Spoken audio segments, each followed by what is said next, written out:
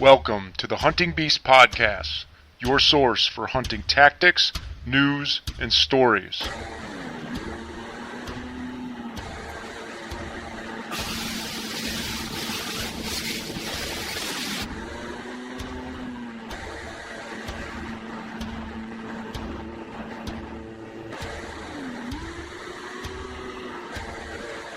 And now your host, Mario Traficante. Hello and welcome to the Hunting Beast Podcast. Today we have another well-known member of the Hunting Beast Forum, Tyler Whitt, also known as BigHunt. Tyler has been increasingly upping his game over the past several seasons, taking down mature whitetails during the Wisconsin bow and firearm seasons. Tyler is also an avid outdoorsman. When he's not chasing whitetails, he fills his days with bear hunting, turkey hunting, ice fishing, bow fishing, and more. Today, Tyler is going to discuss some preseason scouting tactics, some of his hunting setups, and other tactics that he uses for success. So with that, hey Tyler, how's it going? Hello, Mario. Morning. So I'm doing very well, thank you. You're doing very well. You got your coffee in you and everything? Oh yeah, good to go. All right, well, I guess to get started, why don't you give us a little bit of a background about how you grew up, how you got involved in the outdoors and hunting, maybe note some of the mentors or people that were in your life that got you started. Okay. Well, I grew up in southeast Wisconsin in the cattle moraine, the northern cattle moraine, that is. And as far back as I can remember, I was always out and about, exploring as a kid. I was out running, playing, cowboys, Indians, army. I was hiking, biking, fishing up any tree I could find, with or without branches. Making bows, arrows, all that stuff. On top of that, my grandfather, he had a house on a lake in southeast Wisconsin. It was called Wallace Lake. Sure. And I pretty much grew up on that lake. I learned how to fish there as a kid. That lake brings back a lot of memories for me. I can remember them bringing back tailgate fulls of deer during gun hunting to clean and stuff. Here I was, 6, 7 years old with a knife in my hand cleaning deer with my grandma. Nice. My grandma taught me, young about the wild edibles also. We'd also take a lot of trips to her favorite morel mushroom honey holes and roadside asparagus patches and stuff like that. Oh, and watercress beds also. Nice.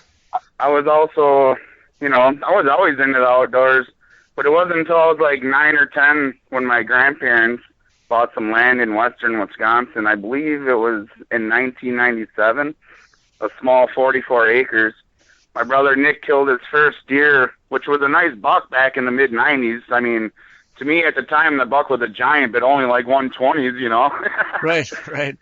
And that was a buck that really got me interested in deer and deer hunting in general. I mean, I didn't really start bow hunting right away, but definitely spent, some time in the Whitt gun deer camp in western Wisconsin when I was old enough to, when they thought I was old enough to trudge along with them, Right. I didn't really learn much until I started hunting on my own.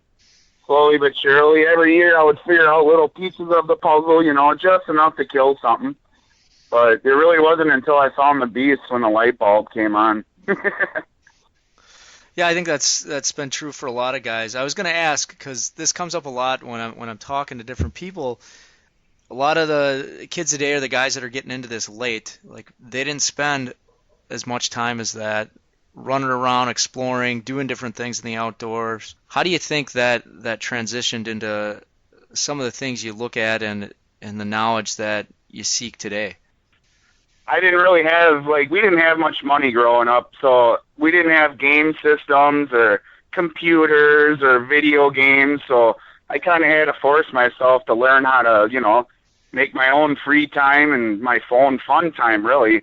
And Right. Getting out into the woods, doing all that stuff, that was really my escape, So Yeah, I think a lot of those some of that trial and error of success and failure can happen a lot when you're a young kid doing that stuff in the outdoors, and you tend to learn a lot about how different animals move through their environment, how they use it. Oh yeah.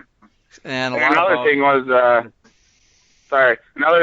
that my mom, she'd say, "Go play."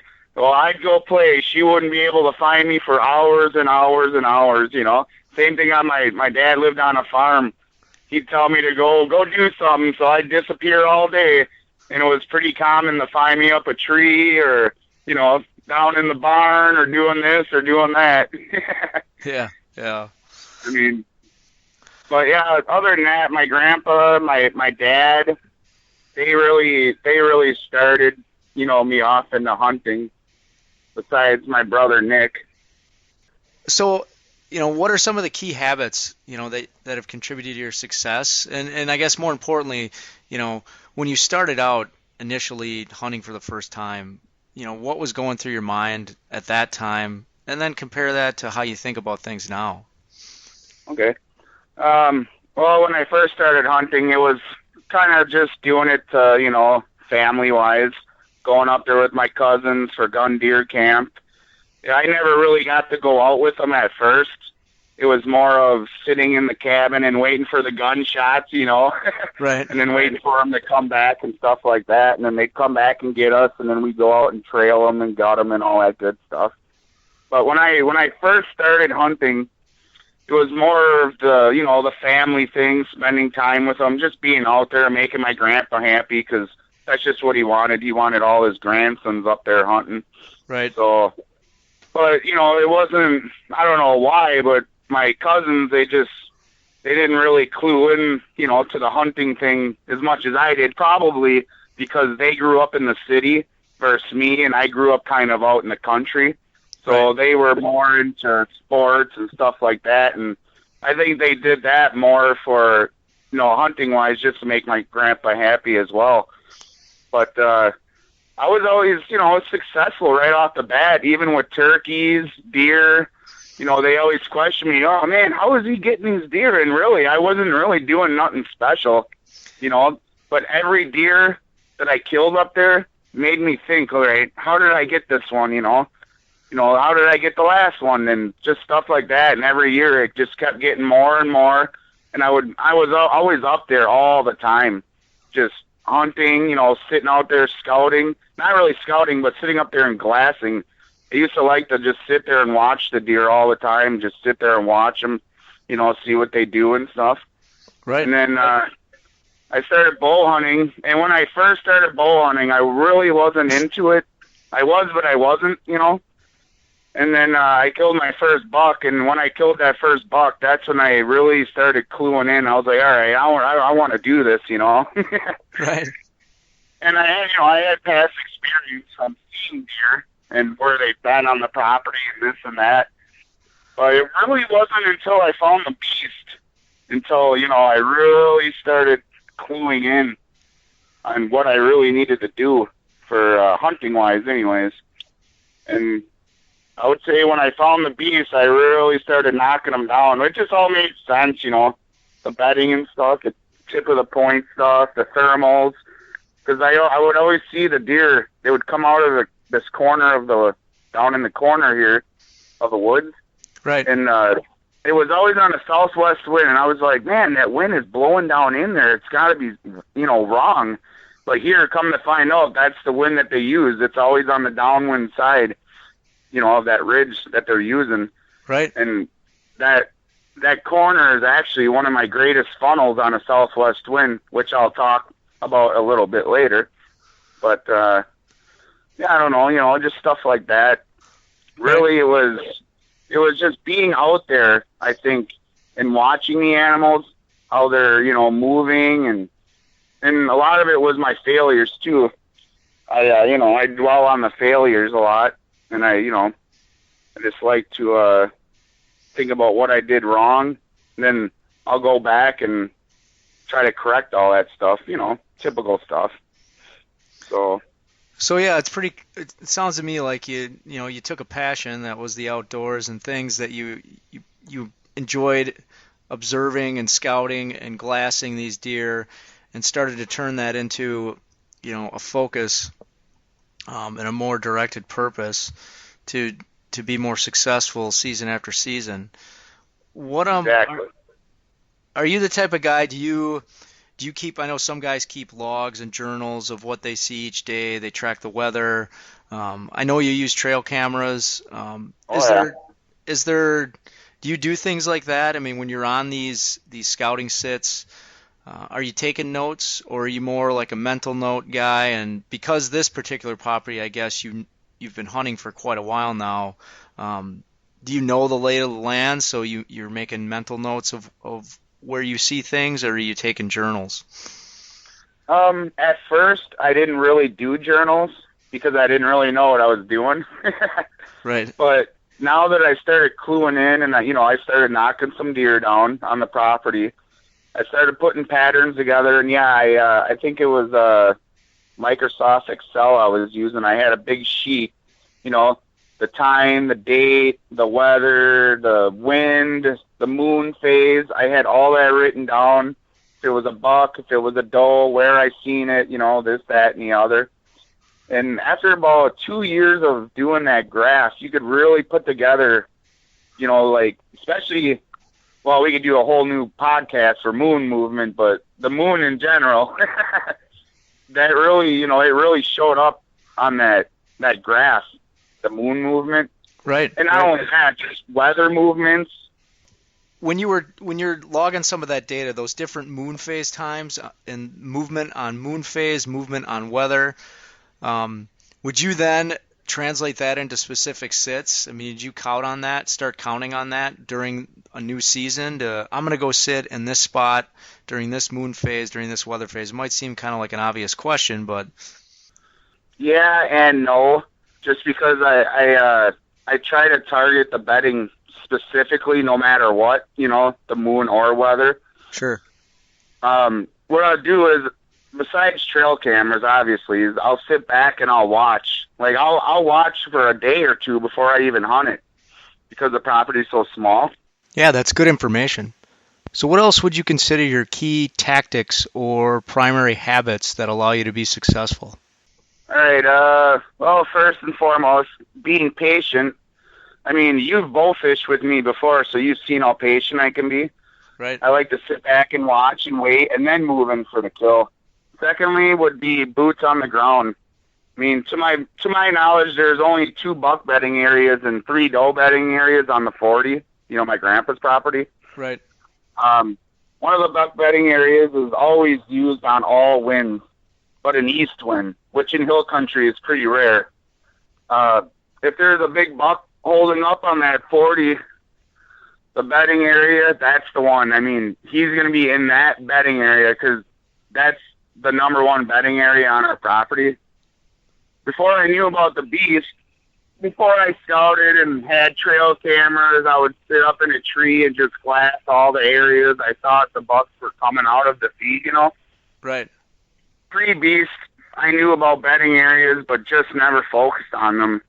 After I bought Damn Hill Country DVD, I was blown away about hunting bedding areas and was almost mad at myself for not cluing in, on bedding earlier on and stuff like that. And after the DVD, I started scouting my butt off, trying to find every bedding area I could. In a way, scouting is just as fun as hunting to me. I don't know about you or, other guys, but I love scouting. It's a lot of fun.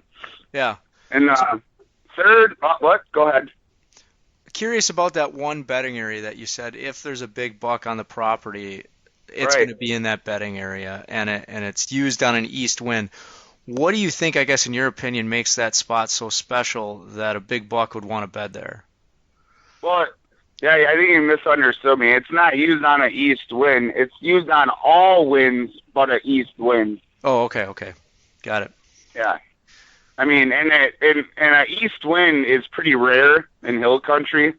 So, and I walked out on that point, and there's never a deer there on an east wind. It's always north, west, south, all those directions, but that east wind. He's got everything he needs there because of the wind and the way that point is. But so he's got wind to his advantage. He's got sight to his wind, advantage. sound. You can only really get like 150 to maybe 200 to 150 yards away. And you're lucky if that, because of the leaves, you know? Right. I mean, So and is there any particular cover thicket that's just right on top of that point? Yeah, because we had our property logged off a few years ago. Okay. It was fairly open up there, but now that it's all growing in with briars and aspen whips, I think they're called, it got super thick up there, and I knew there was a bedding area there, and I would check it every year, but ever since we had it logged off, it seems like every year now it's getting better and better, and all them trails coming out of that point, they're just getting heavier and heavier, and the rub lines are getting more distinct, you know, so I think the logging really helped it, because it's pretty thick in there now. You really can't see like 30 yards in front of you. Got it. So really, it's kind of those key things that people want to look for. You've got thick cover on a point. The deer is going to have a wind to his advantage, and he's going to have sight to his advantage because he's up high on a point. Right. One thing I should say is it's pretty thick up on that point, but out in front of that point, it's fairly open. So he's got, or whatever deer is bedding there, they have that back cover to their back. Right. And they're looking down that point, and when I sat in that bed, you can see 300-400 yards down into that valley, even with green leaves. So he's got that whole area covered. And if I try sneaking in from behind, up top, that wind, you'll smell me, unless it's a side wind, which I try to hunt it on a side wind, so that doesn't happen. Right. But he's pretty much got that whole area to himself, and if he hears something or smells something or sees something, he's out of there.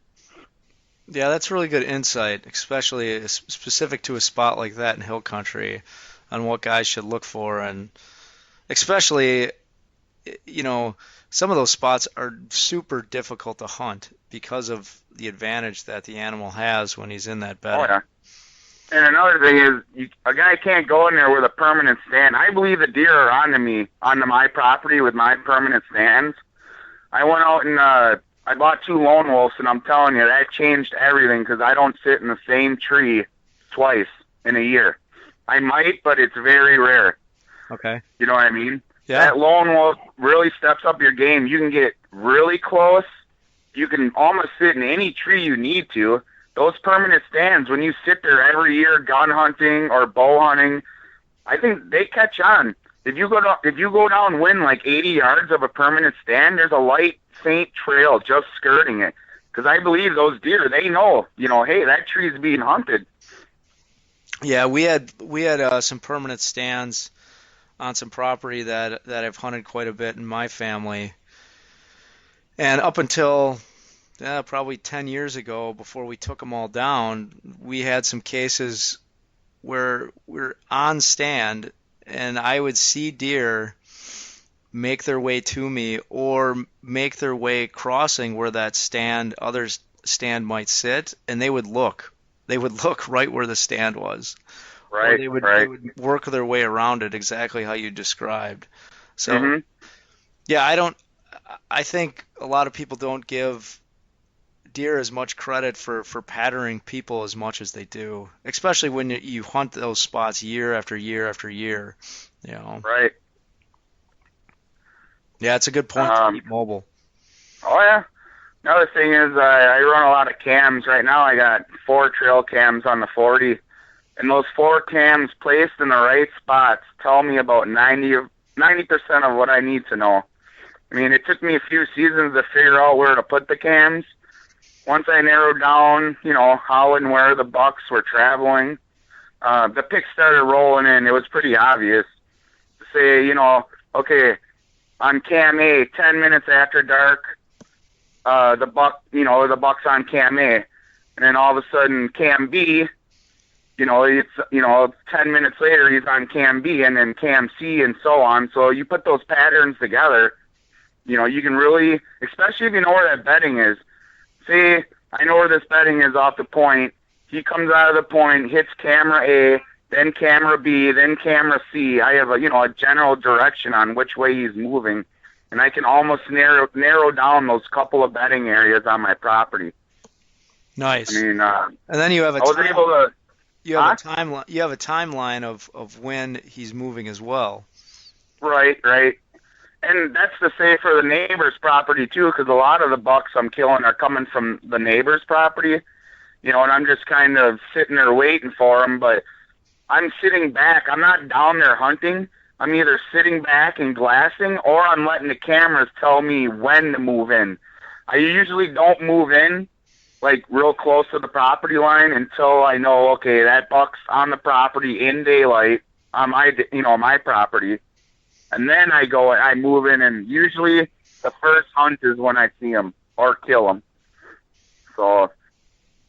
So tell me a little about your camera placement. You said it took you a while to figure out where the best spots were to place the cameras. Do you think in the beginning you were like over aggressive, you were sticking them too close, and then, or what? Oh yeah, that's for sure. Yeah.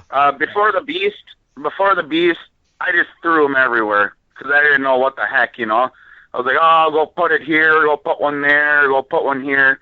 But then I realized after listening to the Dan talk all the time, keep those cameras out of the woods, away from the bedding, keep them on the edge of the field, because I always had the cameras just scattered everywhere, and the pictures were just random.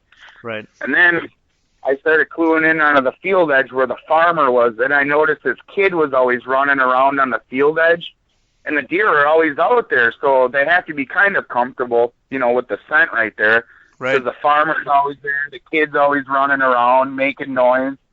So I started putting those cameras on the field edge, pretty much, in the feeding areas. Because really, at first, I just wanted to get pictures of bucks, But now, the way I think about it now is I want to just get pictures of the deer for inventory.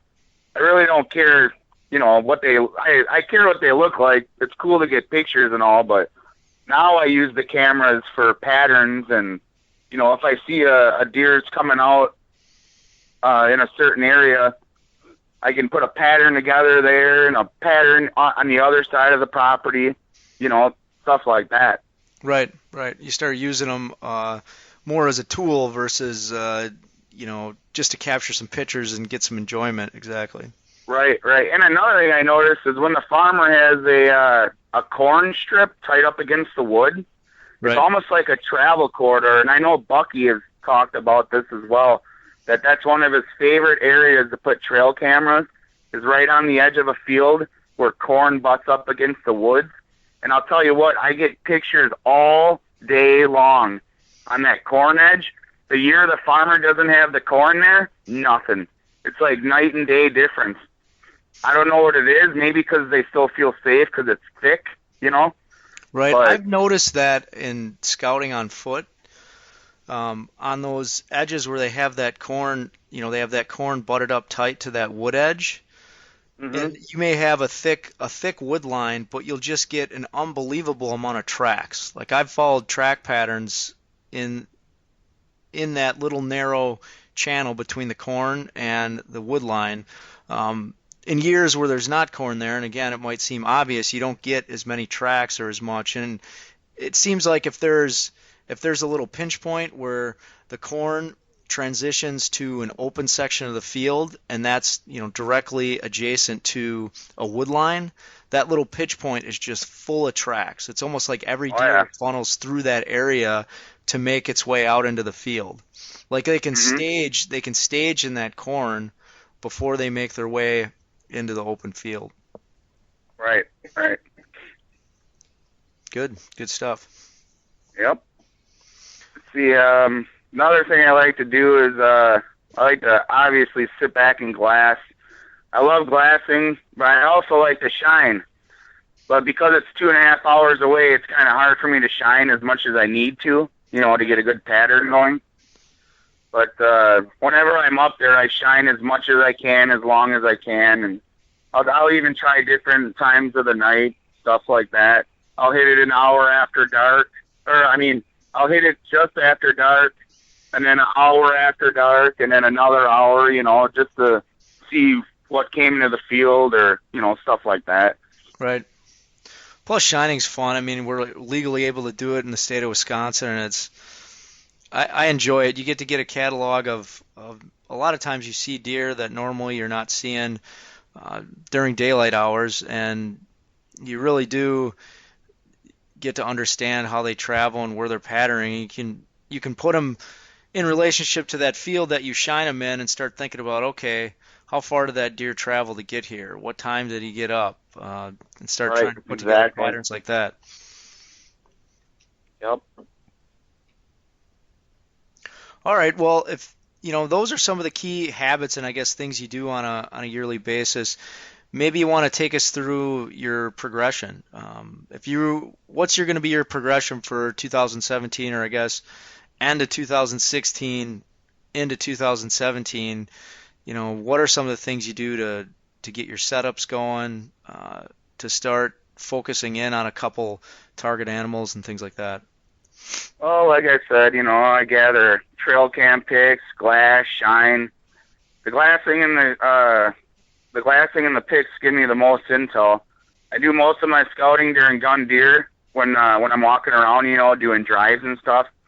Everything is fresh at that time, such as the sign, like rubs, scrapes, the beat down trails, even the bedding sign. Like when I first started figuring out the property after the DVD, I would just set up randomly, but still use the principles of the 1/3 elevation, downwind side of the ridge, etc., just to see where the deer were moving. I was able to get lucky and kill a buck on my first year trying the B-style hunting, but, took me 2 to 3 years before I really clued into where the deer were traveling, especially the bucks, the mature bucks. After, about 6 years of hunting slash observation, I pretty much have the property figured out. And, I've killed some really nice bucks off it since. Right. There's a few go-to spots that I sit every year. Not the same tree as I covered before, but the same area. I really don't have a set area for setups on the 40. I'll sit back, watch, wait, check cams, gather my info, and I'll go in on my best educated guess on where the buck is coming from. Because it's only 44 acres, I only get 1 to 2 hunts in early season, 1 to 2 hunts, mid-season, and maybe 1 to 2 hunts during the rut. During the rut, on the third day, the deer are definitely onto us, on our property anyways, especially the local deer anyway. So I really have to tread lightly if I, want to consistently kill. There's always those few family members I have to work around because they fall turkey hunt. They mainly stick to the field edges, so it's not so bad. During gun hunting, everyone has their set area. I usually pick what area I'm hunting based on the wind, and everyone else gets the rest. They're welcome to sit anywhere they want in that area. I try to tell them how and where to set up and why, but really it's up to them. As I always say, you can lead a blind horse to water, but you can't make them drink. Right. But, it's just simple things like that. It's pretty much how I, go to it.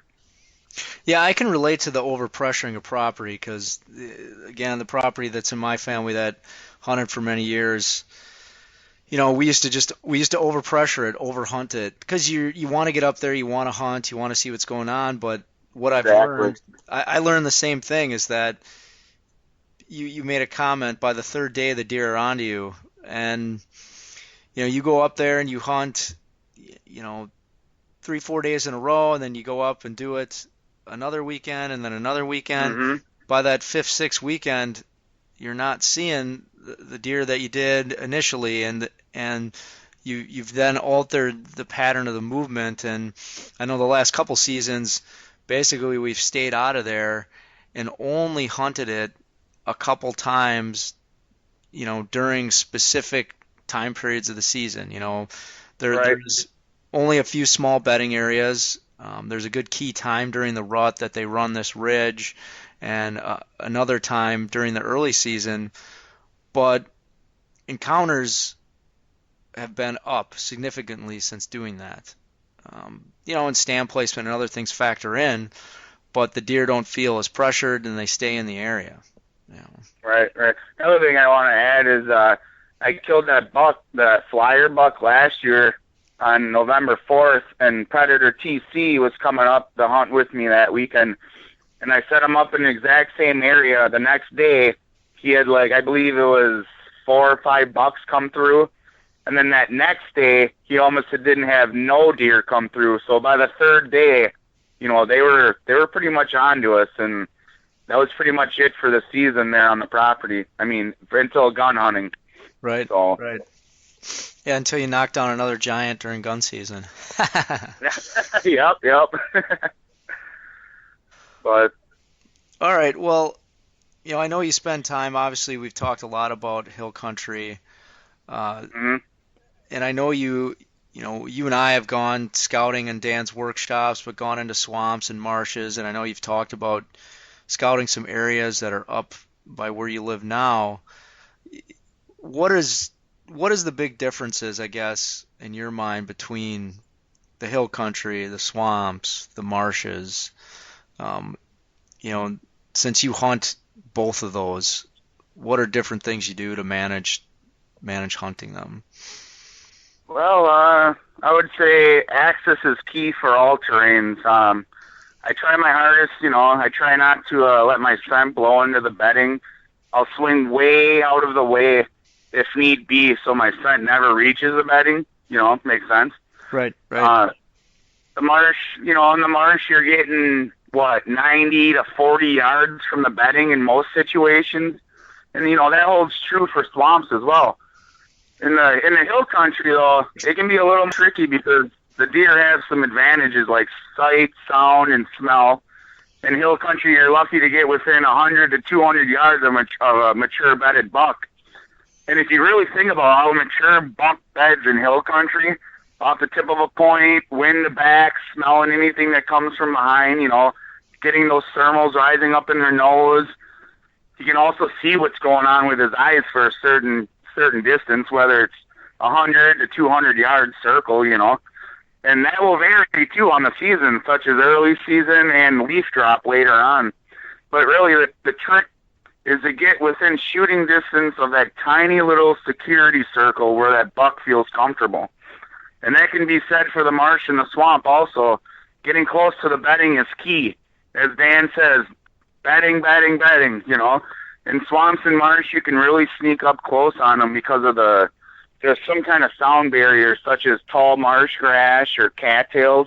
It's amazing. You get down in those cattails, and I know you know this, and it's like a sound buffer. You can't hardly hear anything down there.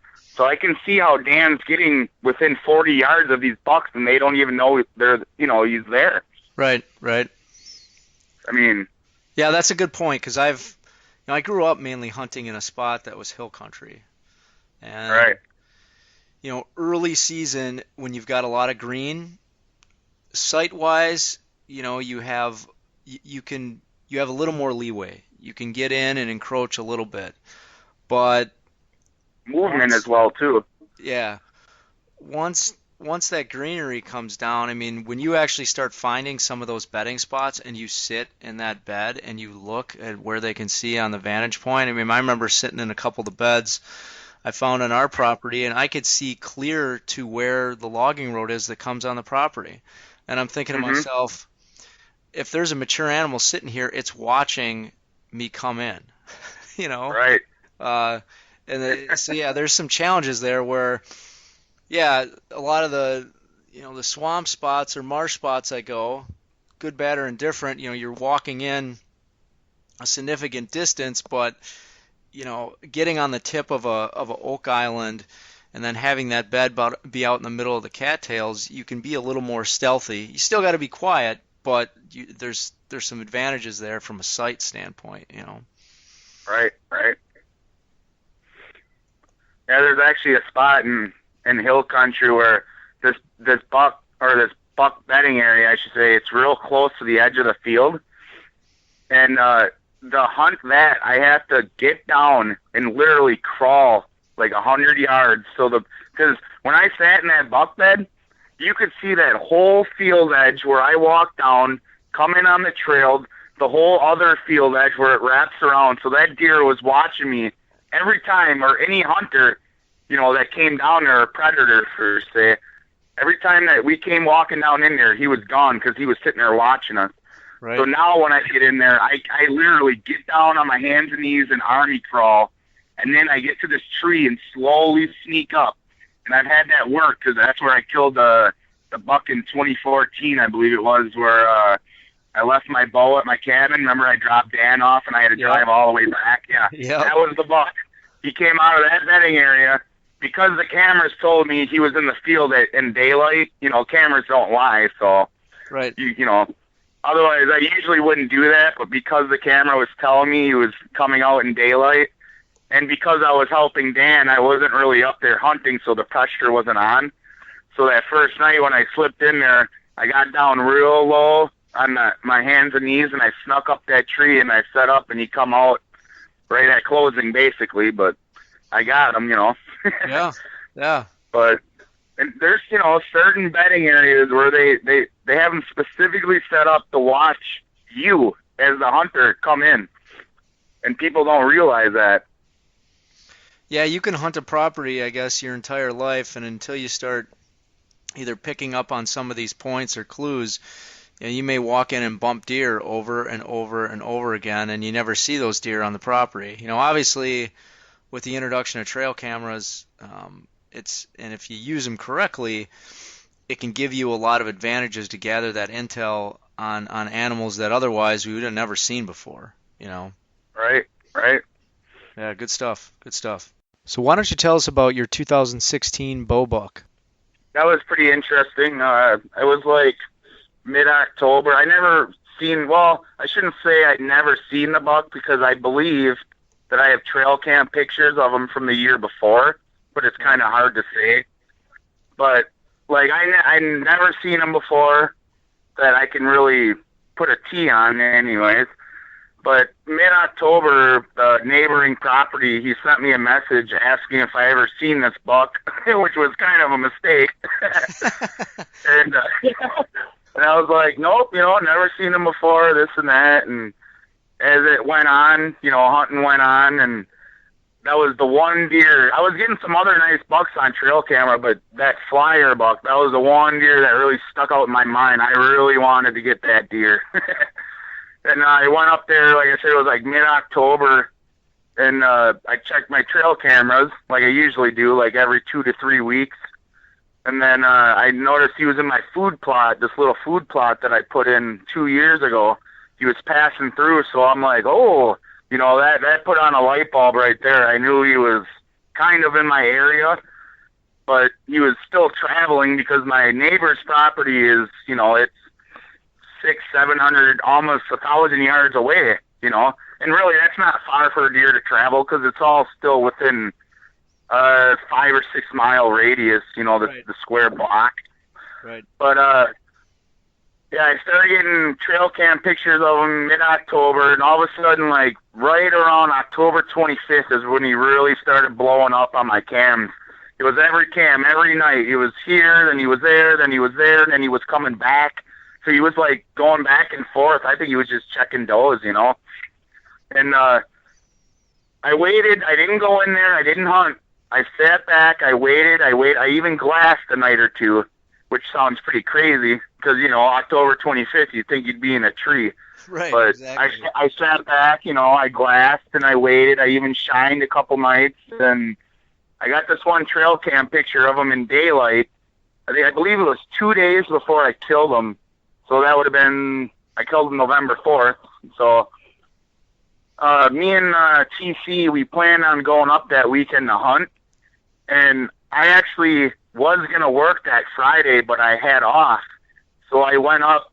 I left, mid-morning Friday, and I went up, and I was like, all right, trail cam pictures from last weekend. He's telling me he's around, So I'm going to get in there, slip down, check my camera. Sure enough, there he was, broad daylight, an hour before closing. I'm like, oh, yeah, this is going to be good.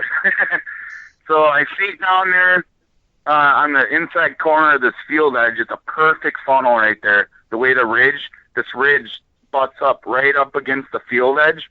Sure. And that's an inside corner field funnel right there.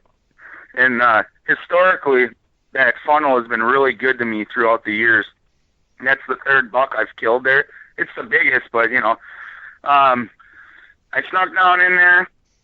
I checked the camera. I saw he was on there. I slipped in, and I forget what day. It was kind of warm that day. It was like 50, 60 degrees, And stupid me, I forgot my video camera up in the truck. So I get down to my tree, and sure enough, there's all these nice rubs opened up. There was a couple fresh scrapes in the funnel, that weren't there the weekend before. Right. So I'm sitting there, and I'm really kicking myself for not having my camera, and I'm like, what are the chances of me killing them anyways, Yeah, I'm sure Dan actually reminded you of forgetting your camera, too. Oh, yes, he did. He sure did. But, I actually got pretty tired because it was warm, and I crawled down for like an hour, and I slept at the base of my tree. What I should have done, what I should have done was I should have went up to my truck and just got out my camera. But, it is what it is, Yeah. But anyways, I was sitting there, and it was dead quiet. You could hear a pin drop on the other side of the valley. There wasn't a breath of wind. There's just squirrels everywhere, just crashing and banging, and I was really just sick of looking at the noises because I knew it was squirrels. And all of a sudden, I'm sitting there, and around like 4:30, I hear this really low, deep growl or a grunt. Uh-huh. And I'm like, whoa, what the heck is that? And it was just on the other side of the ridge, on the valley there. And I could hear him crashing around, and I got my binocs, and I could see him running around, but I didn't know how big of a buck was. I could just see he had antlers, and he was chasing a doe. And it seemed like they worked their way down the valley, and I couldn't hear him anymore. So I sat down, I was like, man, that was cool, Right. And I was sitting there, and all of a sudden, all these squirrels, that's all you hear are squirrels. So I was really getting sick of looking. All of a sudden, I thought I heard a stick snap. I was like, whatever, I'll just keep looking ahead. All of a sudden, I heard another stick snap. I'm like, oh, that ain't no squirrel, Right. So I turned my head slightly, and I looked behind me, and right behind me, coming through the funnel, here's this doe like 30 yards standing there, and she's eating these maple leaves. I caught the movement of the branch getting ripped down because she kept ripping for the leaves.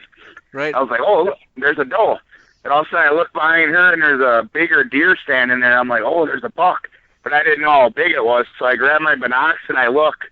And the first thing I seen was this flyers on the backside, and instantly I knew what buck it was, and I went into hunt mode right away. Right. I put my binocs down, and I grabbed my bow, and I faced the tree, and now the tree was in between me and the deer, because they're behind me. Sure.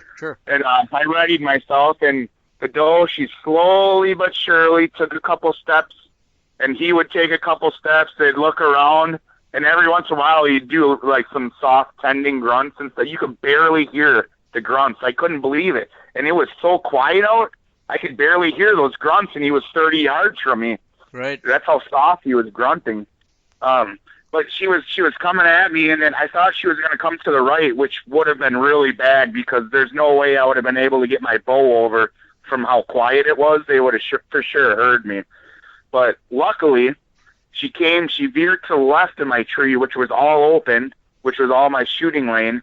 And he held back a little bit, but really it was only a 5-yard shot. She walked past. He continued to follow. He hung back just a little bit. And we got those clips on our hunter safety harnesses, to clip ourselves in down by our legs.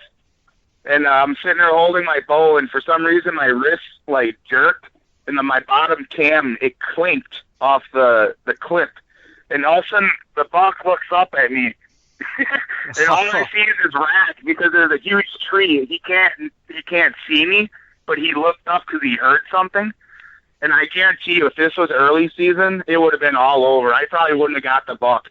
But because he was on that doe, he was stupid, Right. And that doe, the buck's that's staring, I'm sitting there, I'm like, all right, this is now or never. Either the hunt's going to happen now or I'm going to blow it and the damn thing's going to run off. Well, the doe, the buck's looking up at me, and the doe starts walking. All of a sudden, that took his attention off me, and he looked away. And when he did that, I drew my bow, and surprisingly, he didn't hear me. I think because of the crashing of the leaves and stuff from the doe. Right. But he started walking again, and there was one tiny, like a foot wide gap between these trees. I'm like, all right, that's my kill area right there. He got it right there. I made a little bleep, with my mouth. He stopped. He didn't even look at me. He just stopped and looked forward. I was already drew back. I settled the pin, watched the luminok bury right in the crease.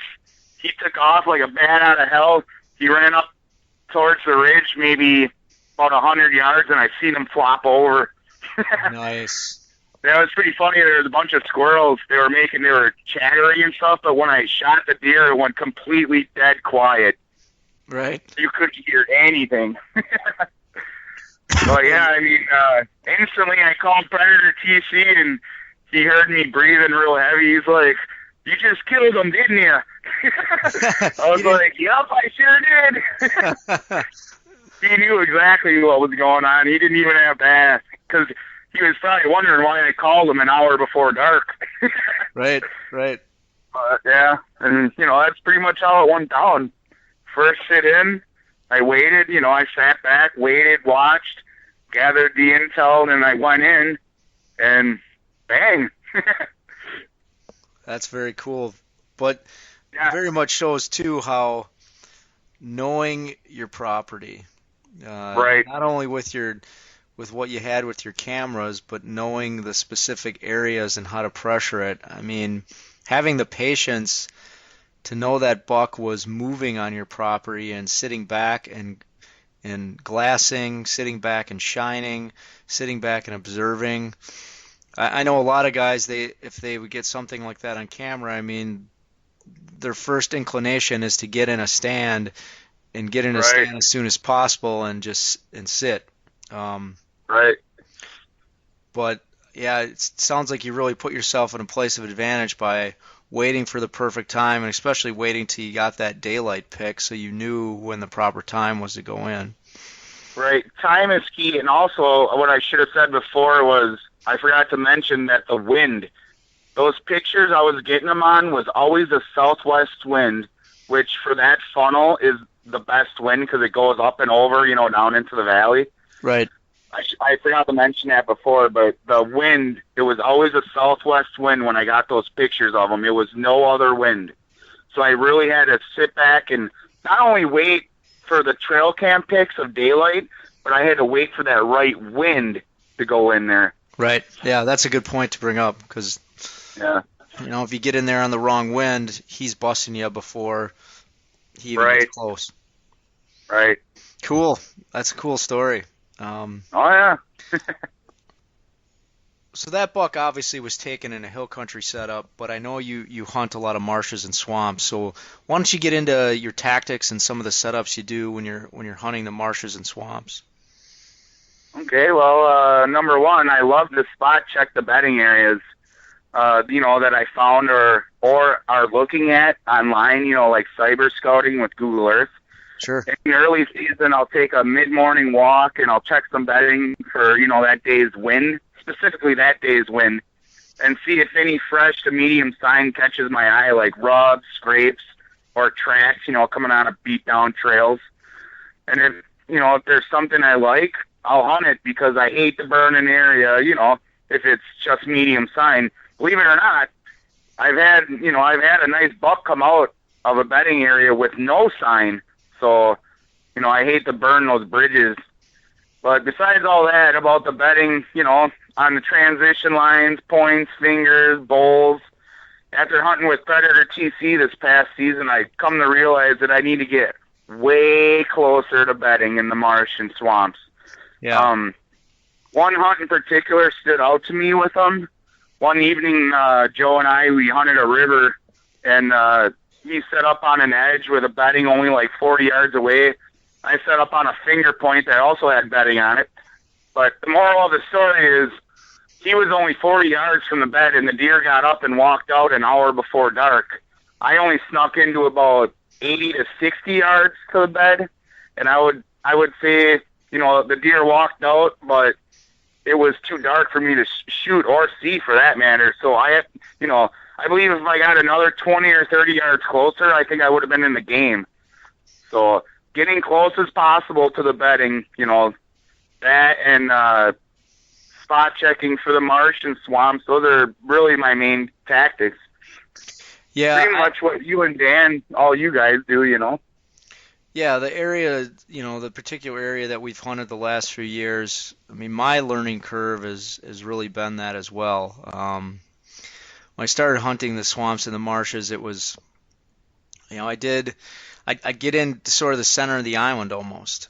I'd find a heavy trail, Right. and I wasn't thinking about how those deer were necessarily bedding out in those cattails in relationship to the islands. And then similar thing, deer were getting to you late, you weren't seeing much, and obviously having some time spent in the woods with Dan and seeing how he skirts those transition lines and looks for a bunch of those trails coming together out of that cattail bedding or that swamp grass bedding, tipped me off to the same thing. I got to get closer. Pay attention to where that wind is coming from. Is it a just off wind that's not blowing out to the bedding? Is it a wind in my face? Those sort of things.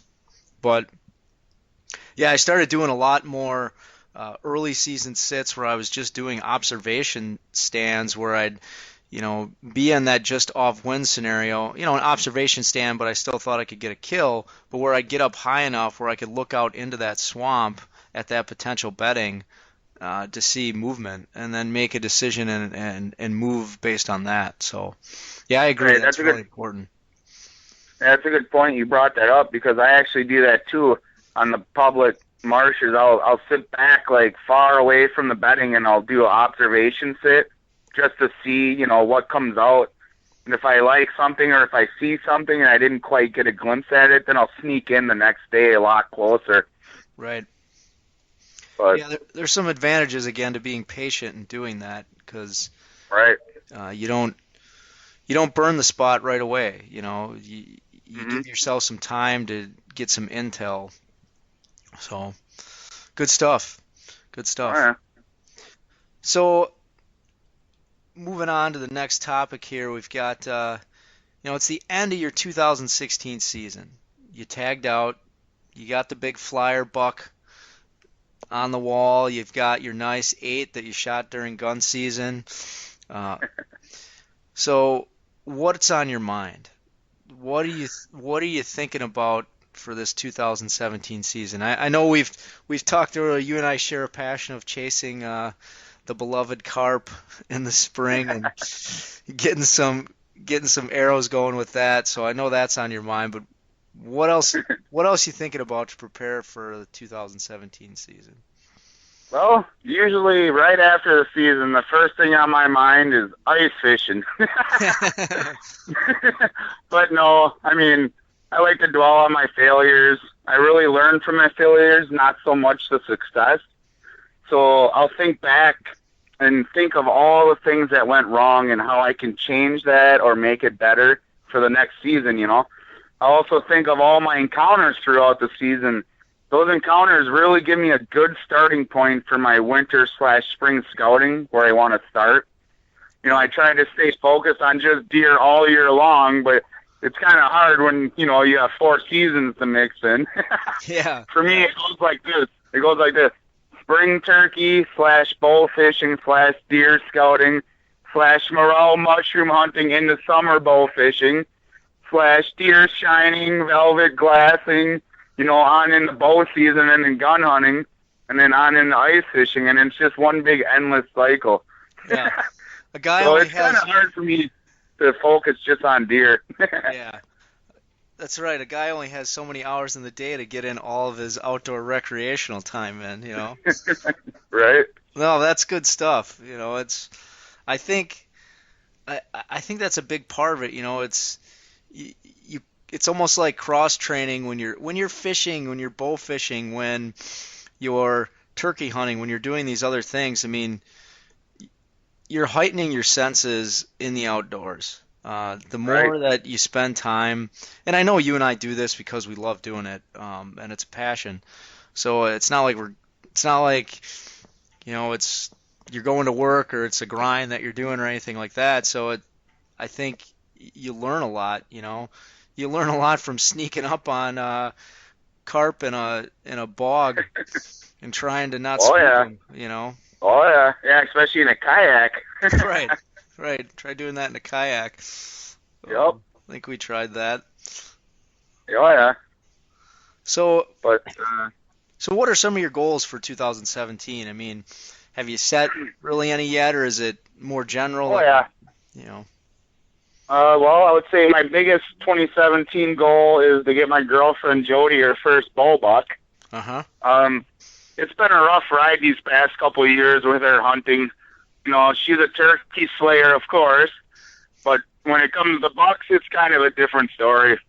Either the buck is too far for her shooting capabilities, out of range, or they're standing in brush, or it's just an unethical angle, or simply just walking too fast and she can't get her bow and draw, in time to shoot, stuff like that. But this past year, she finally came with me on a few public land cattail hunts. Right. And it was a little intimidating for her because she's so short, and the cattails are so high, and also add a little water and muck into the mix.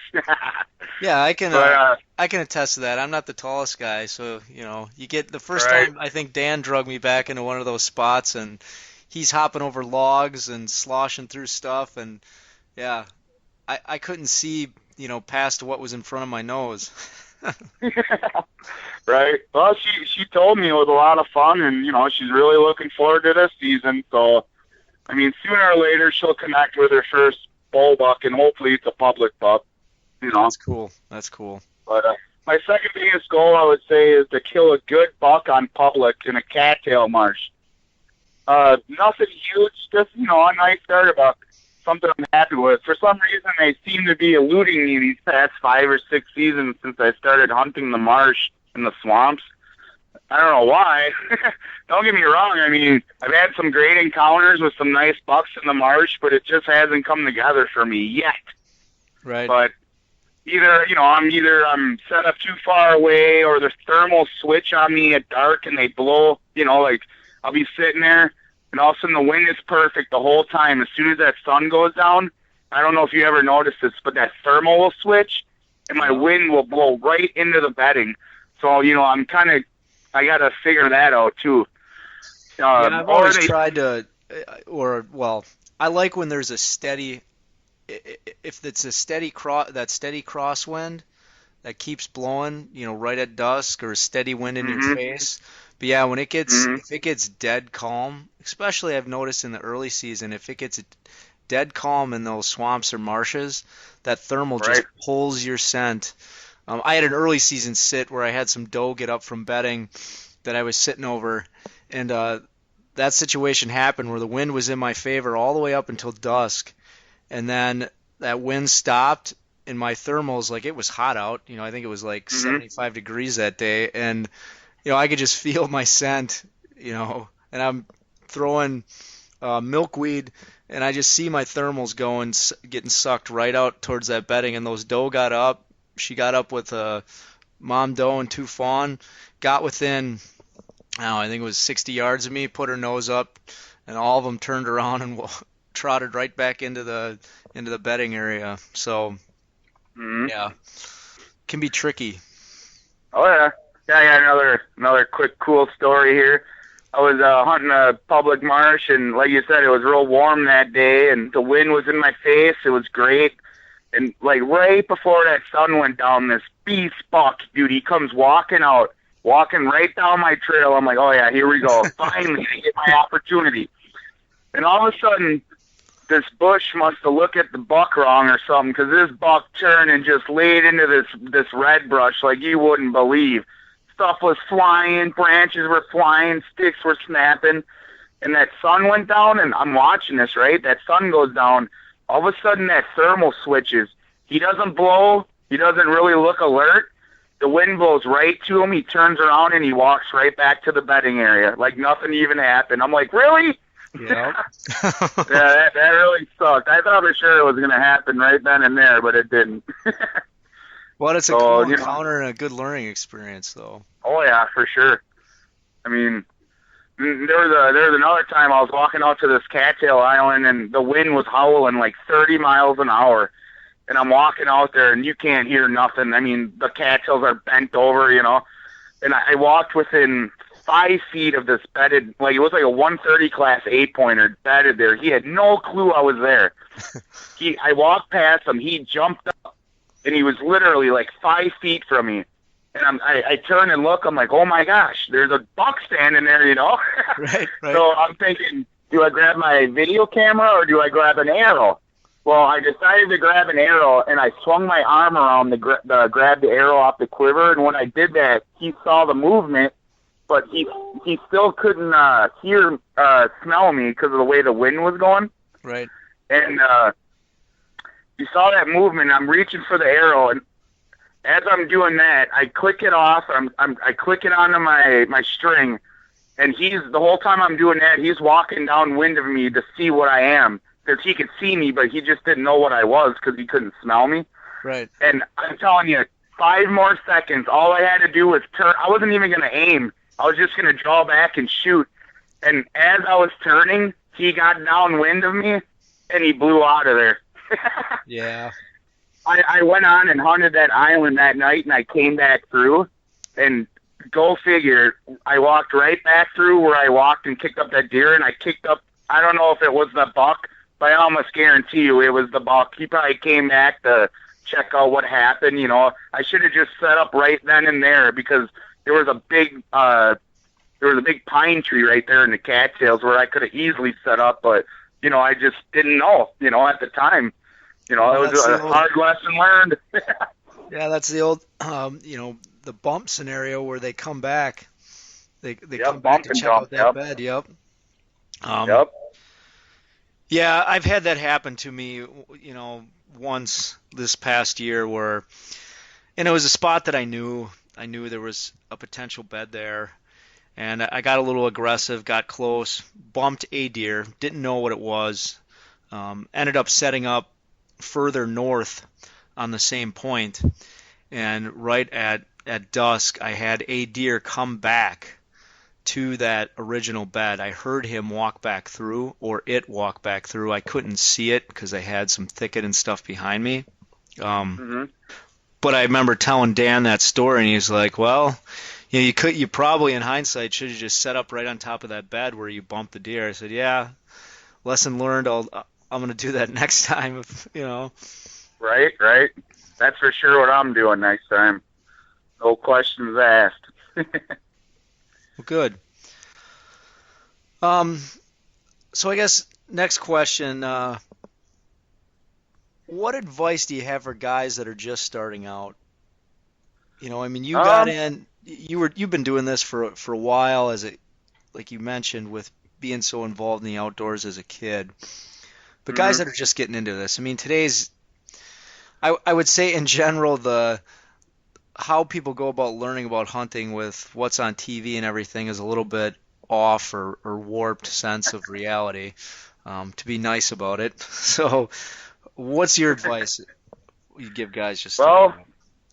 My advice would be as mobile and get as close as possible to the bedding as possible. We all hear it. You know, Dan says if you're not bumping deer on occasion when trying to sneak into the bedding, then you're not getting close enough, period. I mean, there's a few things I hear Dan repeat over and over and over, and that's one of them. He repeats things for a reason because, you know, it's truth. Or as he would say, there's a little bit of truth in everything he says. You know. Yep. But I see guys, you know, new to the beast style hunting, and they want to dive right into it. Guys will go out and winter scout and find all these areas and think, man, that was easy. But come season, when it's 80 degrees out, swarms of mosquitoes, knee-deep, sometimes waist-deep muck, you think to yourself, man, I can't believe Dan goes through this stuff just to kill a buck, you know? I recommend beginners just start out small and working your way up to larger tracts of land and, longer hikes, especially in the marsh and the swamps. You're going to get wet. You're going to get hot. You're going to get cranky because your sticks are grabbing onto everything and anything. You're going to question why you just walked 2 miles out into no man's land just to kill a deer. Yeah. You'll be surprised on how many guys want to kill a mature buck, B-style, but don't want to put in the effort. That's just what I see. I mean, take the good with the bad and try to have a good time with it. Don't wear yourself out to a point where it's not fun anymore, because I've been there, I've done it, and I'm sure Dan has too, and maybe you have, I don't know. But, B-style isn't, huh? No, that's all great advice. It's all great advice. Yeah. But I was going to say, B-style isn't for everyone. Not everyone has free time like some of us to go out and scout and hunt like this, That's something you'll have to figure out and weigh out your options, whether it's family or work time or other obligations. But, that would be my advice for anybody starting the B-style hunting that thinks it's easy.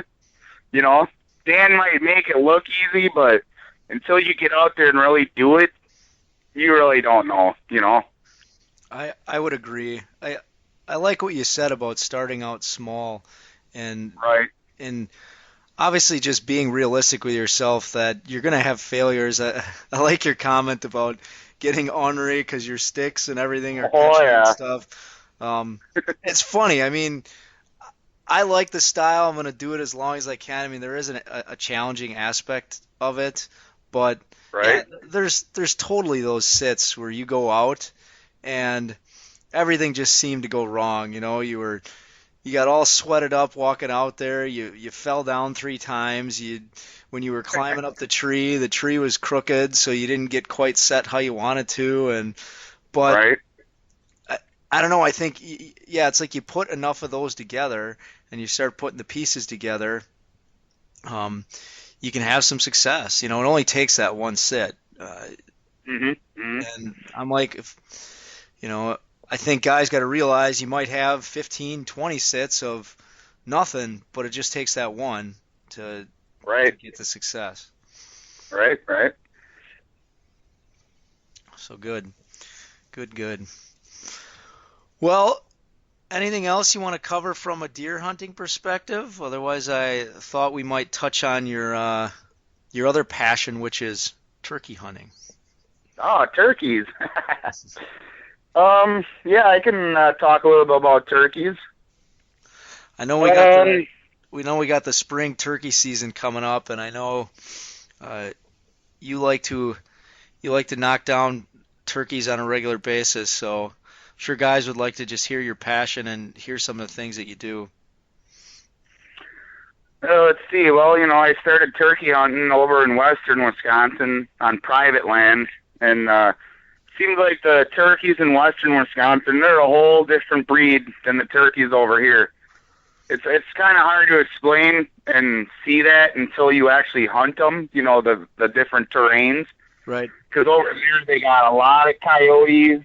They got ridges and hills and valleys and stuff like that. Over here it's more flat, open country, farmland with swamps and stuff like that. Right. But I came real successful on the private land, and I would say the main reason why I clued in on the public land around here, it just seems like there's a lot more birds over here than there are over there in western Wisconsin. It just seems, what I see. But I really like roosting them. I would say that is my go-to tactic for killing public land toms. And when I mean that is I'll sneak in, I'll get real close, actually I should start off saying that in the winter months I really start watching flocks. Like I clue into where they are, what fields they're feeding in and stuff like that. And I hear guys say all the time, oh, the turkeys aren't in where you see them in winter, they're not going to be there in spring. Well, I tend to disagree with that because I do a lot of turkey scouting, and I've seen this, firsthand. Okay. Like for instance, I seen a flock in a field back in November a couple of years ago, and I kept watching them every month. It was same flock, same field, every day for all those months. And come spring, me and Jody actually killed 2 toms out of there. So can't really. You can't really refute the results, right? Right, exactly. But I would say I put on a lot of miles for public land birds. When I say that, I drive at least an easy 10,000 miles in a spring, from I would say early March to the end of May, just driving around, scouting, hunting, doing all that stuff. And walking, me and Joey can easily put on 3 or 4 miles in a day, just, hunting turkeys. But what I really like to do, and I know a lot of guys, they like roost hunting also, but what I like to do is I like to go out, find all these birds and sneak in real close at night. Okay. And I'll roost them. I'll get in there. I have several different owl hooters that I use. I have like 5 or 6 different calls of owl hooters because they all have a different tone and a different frequency, and they don't always, not all of them work, but I'll always get a tom to respond to one of those owl hooters. It's just a matter of which one I try. I'll go down the list, but I'll sneak in real close. And when I say close, I get real close, like within 50 yards. Guys, they freak out when they hear me say that. You shouldn't get within 100 yards of them. You're hurting your chance. They'll fly right over you in the morning. Yes, that's true. They do fly right over you, but what I've seen is the closer you get to them in the morning, like if you know where they are at night, then you can flip literally right under them. And when I say right under them, I mean like the tree they're in or within 30 yards of them. My success has gone up way higher than when I used to sit back like 100 yards, because sometimes those birds fly over you, yes, but most of the time, when they wake up and they see those decoys right below them, it's a no-brainer. They drop right down, and obviously you've been following me on the beast, and you've seen my success on the roost hunting. Right. I mean, I'm usually only hunting for 2 hours, and I'm done. So the calls you do on the night before is you're getting them to roost in a specific spot. Is that the goal there? Well, it's not so much getting them to roost in a specific spot because they roost where they want to roost. What I do is I get in there and I see where they're roosting. They don't always roost in the same tree every night. They'll bounce around within 100 yards, of that area. Right. And what I do is I get in there real close right before dark. Like right when all the birds are done chirping, the sun is set. And if you know where the roost is, you can actually hear those turkeys fly up into the trees. And what I'll do is I'll sneak in as close as possible without getting busted, of course, because they have great eyesight. And I'll start hooting, And if that hooter doesn't work, well, I'll try it. What I do is I start out kind of far away with a louder hooter. And if they don't respond, then I'll sneak in a little closer with a more low-toned hooter because I don't want to sound like a 100-pound owl, hooting at them. Right. And then I'll sneak in a little closer if they don't respond, and I'll try even a lower-toned one. And there's this one call I have. It's really low-toned. For some reason, it strikes them every time, and it gets them to gobble. I also have this whistle that I found in my grandma's sewing box years ago.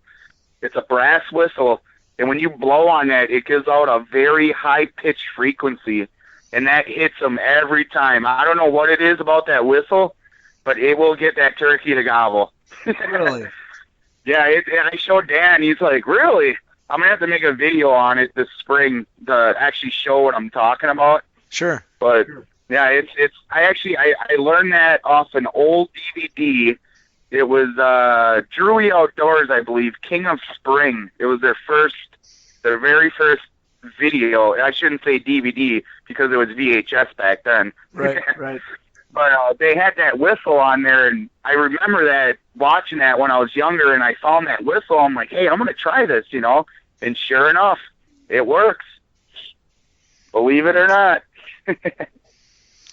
Well, But I'll have to remember that when I'm making my quest to get a turkey this spring. yeah, I would say a few other tactics they use for getting on public land toms, the obvious. Getting in there, close to the roost, trying to get them off the roost. And if that doesn't happen, I'm not one to sit in a blind, just sit there all day. Because I believe if you sit in the same field, in the same blind, in the same corner, with the same decoys, in the same position, and you're calling all day, and that tom, you hear that same frequency of call all day in the same spot, they catch on. They're not stupid. As far as stupid as we think they are, they're really not that dumb. Right. I like to get out and chase him, If he ain't coming to me, I'm going to him, spotting and stalking. And I get a lot of heat for that on public from guys. Oh, you shouldn't be doing that. It's dangerous, Yeah, it is dangerous, but you got to be pretty stupid to, not tell the difference between a guy calling versus a real hen. You know what I mean? Right. Vice versa, the decoys, too. If you're sneaking up on some guy's decoys and you can't tell that's a decoy versus a real tom, then do us all a favor and just don't go hunting. I mean, stuff like that, I really love sneaking up on them, spotting and stalking. And another thing I'm getting into is fanning them with a fan. I don't know if you've ever seen that, but I've seen it a little bit on shows, but not. Yeah, I mean, the fan, it works. They come running. They see that fan, they come running.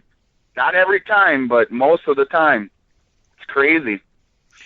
Well, it's nice if you're on public property. You can, if you've got multiple properties chained together, then you have a lot of land that you can do that run and gun or sneaking up on. Yeah. Versus, I know on private property I hunted, it's 60 acres and it makes it challenging. You get birds come on there. I know that sometimes they'll roost on the property, sometimes they've roosted off the property, sometimes they just use the property to pass through. But you get those one or two encounters, and I remember a couple seasons where I'd bump them to one corner of the 60 acres. And if I was lucky, they'd stay on it. Then I'd sneak over there, try to get set up on them, and then bump them back over to the other corner. Or I'd bump them off the property, and then the next day, they'd be back on. So, it can be, and that's in a kind of a hill country setting too, with what you're talking about, where they're using those ridges and they're using those points. They always seem to bed in these big oaks that are right on that ridge elevation where they got a nice spot that they can glide down on. Yeah, they just pitch on or right off. I've seen them pitch way down, across a valley and up on the other side. It's like, why the heck did they do that? Yeah. But yeah, I've seen them do that. That's a good thing. That's a good key point that you brought up, public versus private. Like, I was only able to hunt 44 acres plus the farmers for turkey, so it was like maybe 800 acres I was able to turkey hunt. And my grandparents, they keep asking me, why don't you hunt over there anymore for turkeys? Well, number one, there just isn't that many turkeys over there as there used to be. Like, when I first started hunting over there, you'd wake up in the spring and there was turkeys surrounding our cabin on the ridges, Now you hear maybe one or two gobblers within 5 miles. I don't know what happened.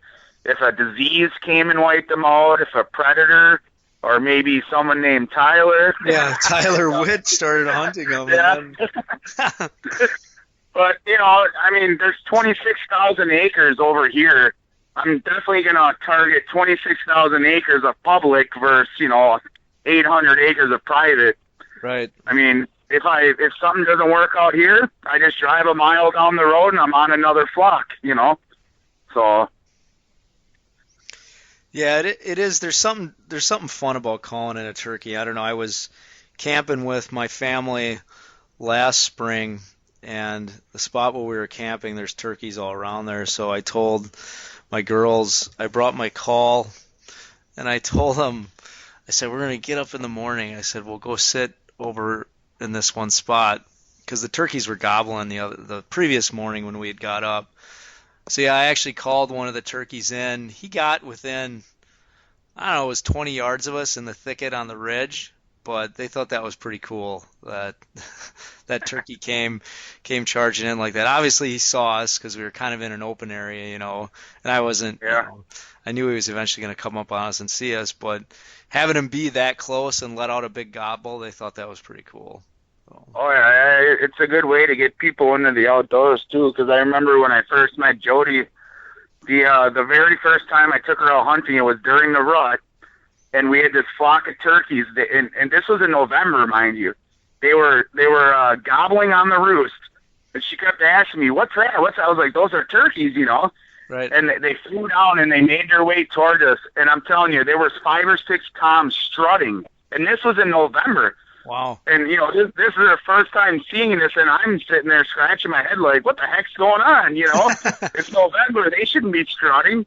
But every once in a while, you'll see that in trail cam pics where there's a tom strutting, in the fall. Right. But, yeah, that, she really got excited with that. And she's like, yeah, I want to go out with you in the spring next year. So I took her out turkey hunting, and she watched me kill a turkey, and then she got hooked. I mean, that was the end of that for her, Nice. She got hooked ever since, and that's all. She really likes turkey hunting, way more than deer hunting, which I see why, because, turkeys are vocal. You can call to them. They respond back, stuff like that. Yeah, there's more interaction. Plus, when you have success with it, too, it helps, it's... Oh, yeah, yep. Well, good. Yeah, she's got the first season this year, so she's got that whole week to herself. She's pretty excited about that, so well, I'm going to be starting scouting for her, and not saying it'll happen, but there's a good chance she'll have one on opening morning. Yeah, I'm sure you guys will. I'll be waiting to see that. I know that you send out the pics and everything, so I'm sure we'll get some more pics of that. But, oh, yeah.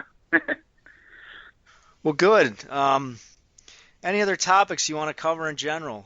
This has been a good talk. I think you gave a lot of good insight into your mindset and how you go about hunting in general, and specifically with the examples of the deer you've taken and the turkey you've taken. I think guys can get a lot out of this, so it's been good. Right. Yeah, I think I pretty much covered, like the basics. I could honestly do a whole nother podcast about turkey alone. Well, and we might just have to do that.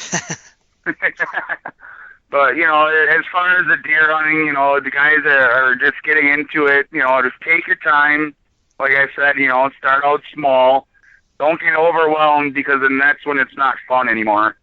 Right. I mean, we all want it to be fun, That's why we all hunt. Well, most of us anyways. But, yeah, I don't know. That's pretty much covers it for deer hunting for me. Well, good.